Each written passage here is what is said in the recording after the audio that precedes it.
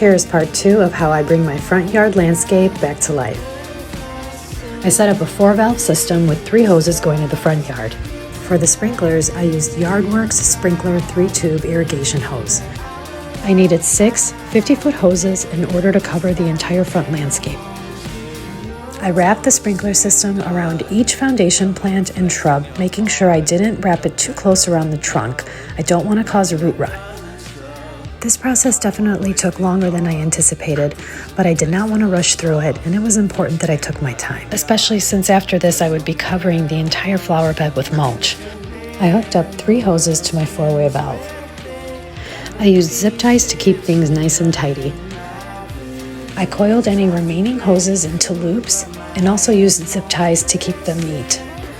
I also made sure that any kinks that were in the hoses were taken out so that water can flow through easily. I tested the sprinklers to make sure that water was reaching every area of the flower bed. The final step of the process was for me to lay down the mulch, and it was a lot of hard work considering it was so hot outside. The whole process took a few days, but here it is, the finished product. Everything looks manicured and clean, it looks sharp, and I'm so happy with how it turned out. The next step will be part 3, where I'm going to be putting flowers in my window boxes and adding flowers to my planters. Thanks again for watching. Happy planting!